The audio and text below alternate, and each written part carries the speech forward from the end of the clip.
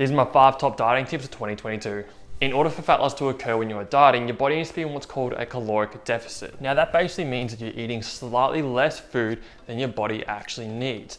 That has essentially just created an energy imbalance in your body.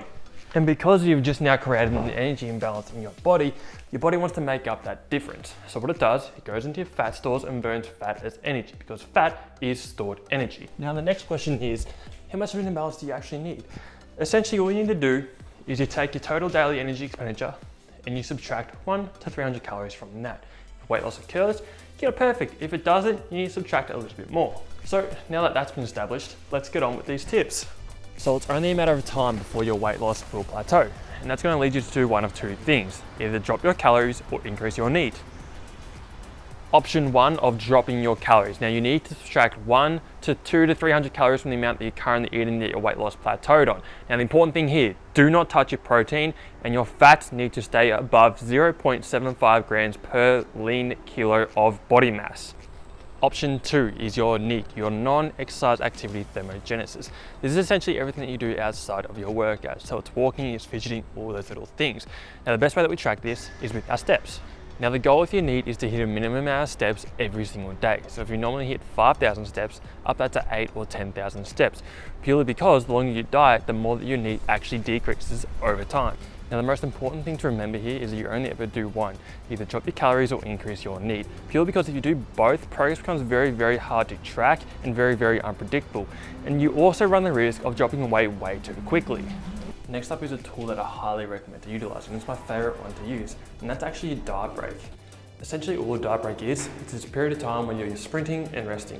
So it's a period of hard diet followed by a diet break. And essentially all that diet break is it's a period in time where your calories go back up to maintenance instead of being in such a deficit. So the reason why I use diet breaks personally and also with clients is because they are actually very, very good in terms of overall diet adherence and also reduce the amount of hunger levels while in the dieting phase. And I've also found they're very, very good in terms of your mental health, in that you're going hard and then you're pulling back and having a rest. So your mental health gets a time to sort of recover and prepare to go into the next phase very, very hard. Now in regards to how long the phase goes for, there are a few different options. It comes down to personal preference. The 2 to 2 and the 3 to 1 seem to be the most common options, but it just comes down to personal preference as to what one you want to try, and you can look at the studies to see what one seems to be best for you. Now it's one thing to exercise and work out, but it's completely another thing to actually push yourself hard. And in order to get the full benefits of that, you actually need to be working hard. So this is what you should be doing in order to get the full benefits of exercise. And the first thing is probably a no-brainer for a lot of you, and it's just chucking your earphones in and putting something good on. Find a good playlist that gets you going and listen to it. For me personally, the music, typically some sort of remix, but lately I've been finding motivational speaking extremely beneficial. It's making me work very, very hard. So find something that gets you going and listen to it. And the second thing is get yourself a PT or even a gym buddy that can keep you accountable and keep you pushing in your workouts. And even if you can't do that, simply just get a workout program. There's a lot online now that you just follow along with that can keep you accountable. Because remember, when you are trying to gain muscle and gain strength, is all about training proximity to overall failure and also the overall training volume. So when you're trying to maintain as much muscle mass as you possibly can, those two things still do apply. So let's move on to the next one. Now, setting a goal and having a reason as to why you want to achieve that goal is one of the most important things you could be doing at the start of any journey, whether fitness or life.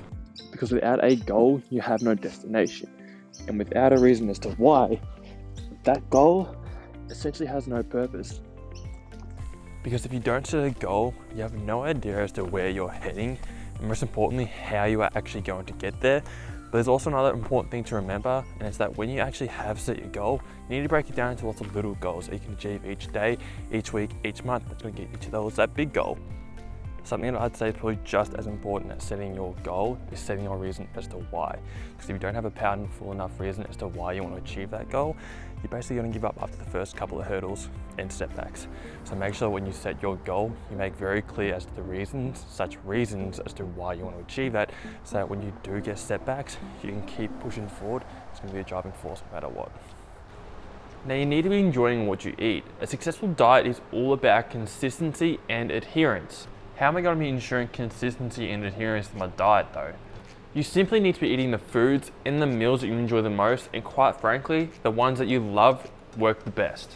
How am I supposed to do that though? All the foods that I love and enjoy the most are unhealthy.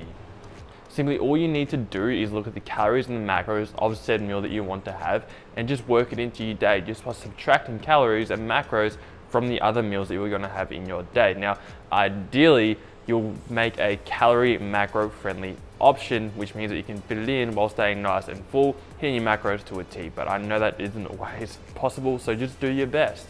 Now, some key things to remember on a diet. If you want to stay full, make sure you're hitting a good amount of protein, hitting a good amount of fiber, and you're drinking lots and lots of water. Now, we also have some honorable mentions, which is improving your sleep quality and quantity, improving your mindset, and implementing lots of strategies and routines to help you on your way to your goal that you just implement throughout your day.